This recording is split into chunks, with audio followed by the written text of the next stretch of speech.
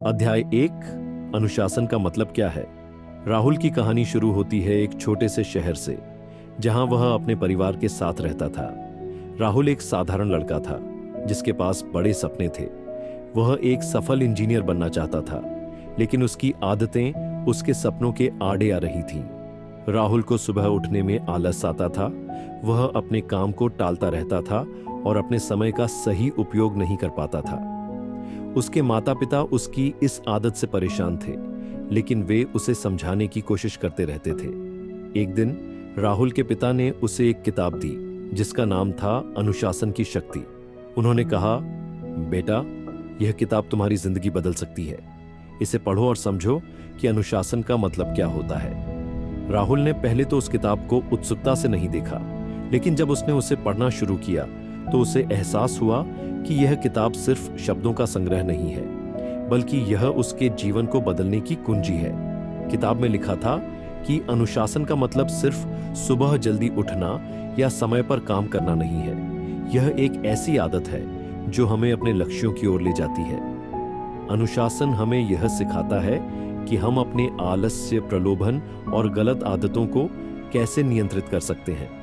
राहुल ने महसूस किया कि उसकी जिंदगी में अनुशासन की कमी है और यही कारण है कि वह अपने सपनों को पूरा नहीं कर पा रहा है। राहुल ने किताब में लिखी बातों को अपने जीवन में लागू करने का फैसला किया। उसने सुबह जल्दी उठना शुरू किया और अपने दिन की योजना बनाने लगा। शुरुआत में यह मुश्किल था, लेकिन धीरे धीरे उसे इसकी आदत हो गई। उसने अपने काम को प्राथमिकता के आधार पर करना शुरू किया और अपने समय का सही उपयोग करना सीखा। एक दिन राहुल के कॉलेज में एक प्रोजेक्ट प्रतियोगिता का आयोजन किया गया। राहुल ने इस प्रतियोगिता में भाग लेने का फैसला किया। उसने अपने प्रोजेक्ट पर कड़ी मेहनत की और अनुशासन के साथ काम किया। उसका प्रोजेक्ट इतना अच्छा था कि उसे प्रतियोगिता में पहला पुरस्कार मिला। यह राहुल के जीवन का एक महत्वपूर्ण मोड़ था। उसे एहसास हुआ कि अनुशासन के बिना सफलता संभव नहीं है। राहुल ने अपने जीवन में अनुशासन को अपनाना शुरू कर दिया। उसने अपने लक्ष्यों को स्पष्ट रूप से परिभाषित किया और उन्हें प्राप्त करने के लिए एक योजना बनाई।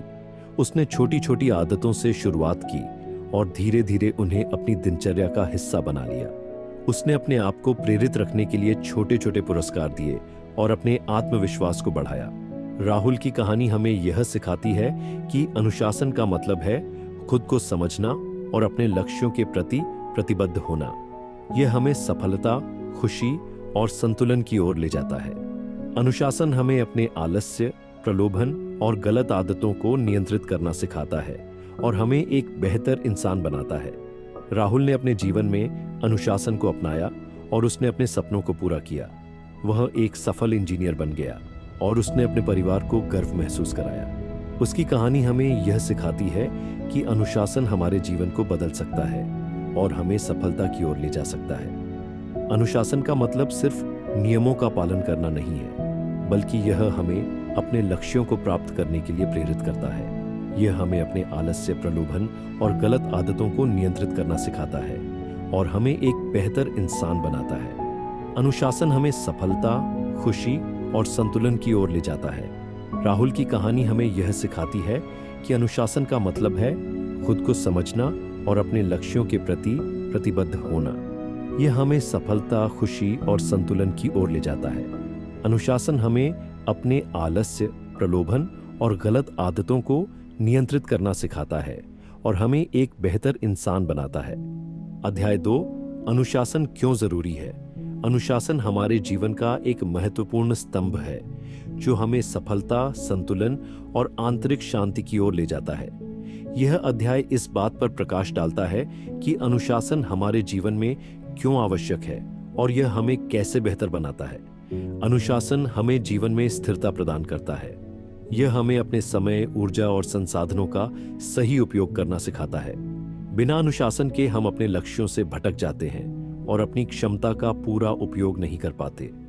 अनुशासन हमें आत्मनियंत्रण सिखाता है, जो हमें प्रलोभनों और आलस्य से दूर रखता है।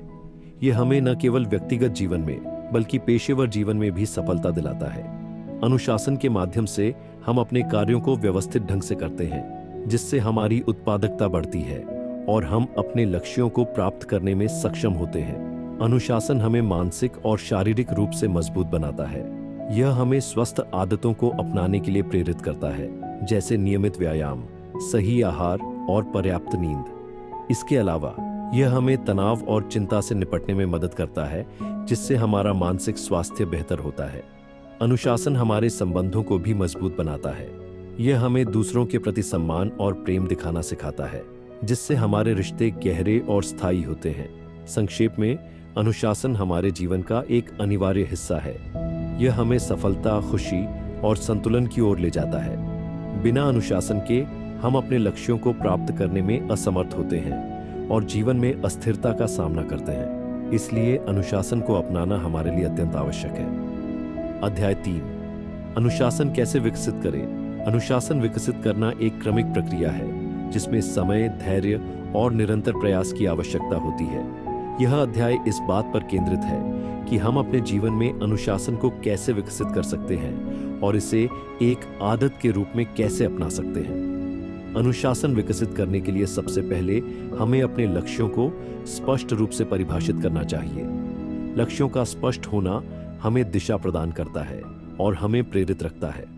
उदाहरण के लिए, यदि हमारा लक्ष्य स्वस्थ रहना है, तो हमें नियमित व्यायाम और सही आहार को अपनी दिनचर्या में शामिल करना चाहिए। दूसरा कदम है योजना बनाना। एक अच्छी योजना हमें अपने लक्ष्यों को प्राप्त करने के लिए आवश्यक कदमों को समझने में मदद करती है। योजना बनाते समय हमें अपने समय और संसाधनों का सही उपयोग करना चाहिए।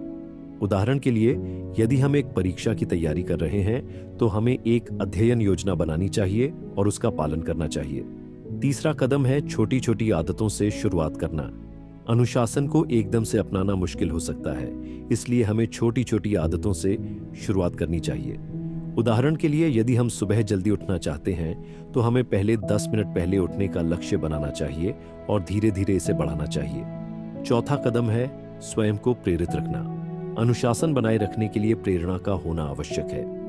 हमें अपने आप को प्रेरित रखने के लिए छोटे छोटे पुरस्कार देना चाहिए। उदाहरण के लिए, यदि हमने 1 सप्ताह तक अपनी योजना का पालन किया है, तो हमें अपने आप को एक छोटे से पुरस्कार से सम्मानित करना चाहिए। अंत में, अनुशासन विकसित करने के लिए हमें धैर्य रखना चाहिए। यह एक दिन में नहीं आता, बल्कि इसे धीरे धीरे विकसित किया जाता है।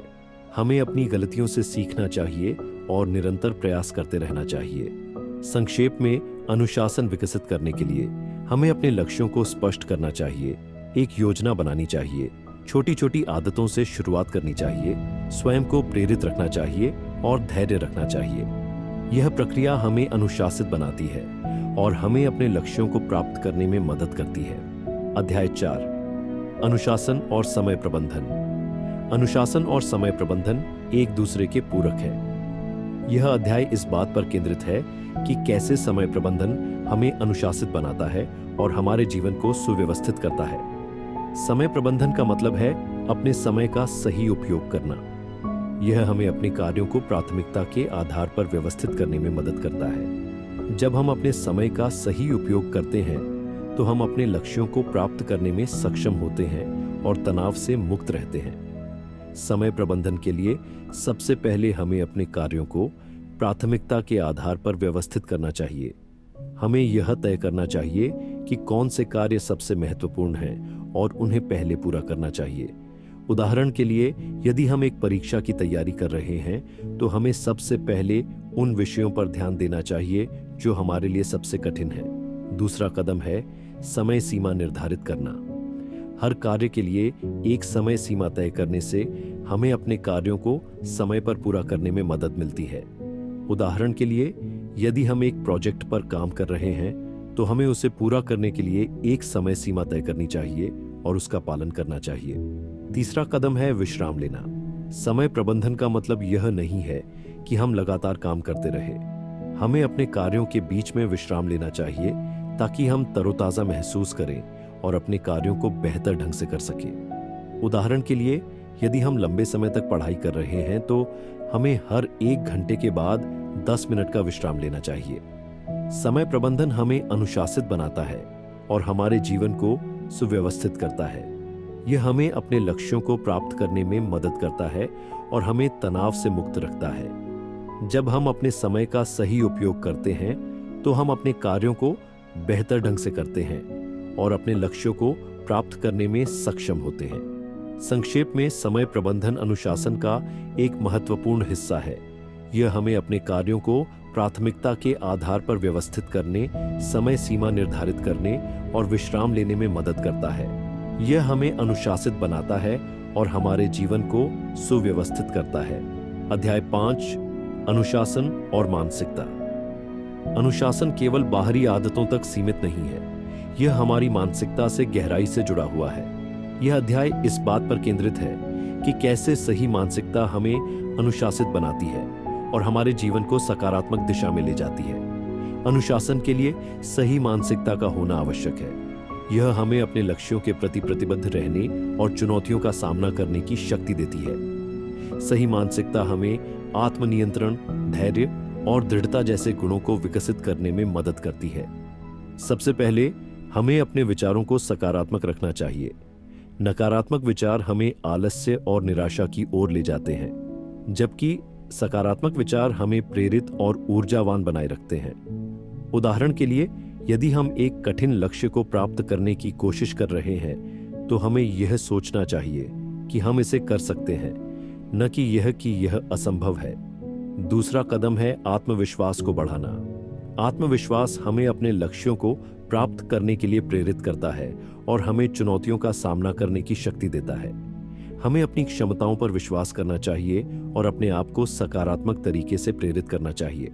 तीसरा कदम है धैर्य रखना। अनुशासन विकसित करने के लिए धैर्य की आवश्यकता होती है। हमें यह समझना चाहिए कि अनुशासन एक दिन में नहीं आता, बल्कि इसे धीरे धीरे विकसित किया जाता है। हमें अपनी गलतियों से सीखना चाहिए और निरंतर प्रयास करते रहना चाहिए।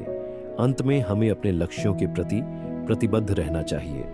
प्रतिबद्धता हमें अपने लक्ष्यों को प्राप्त करने के लिए प्रेरित करती है और हमें अनुशासित बनाए रखती है। हमें अपने लक्ष्यों को स्पष्ट रूप से परिभाषित करना चाहिए और उन्हें प्राप्त करने के लिए निरंतर प्रयास करना चाहिए। संक्षेप में, सही मानसिकता अनुशासन की नींव है। यह हमें सकारात्मक विचारों, आत्मविश्वास, धैर्य और प्रतिबद्धता के माध्यम से अनुशासित बनाती है। सही मानसिकता हमें अपने लक्ष्यों को प्राप्त करने और चुनौतियों का सामना करने की शक्ति देती है।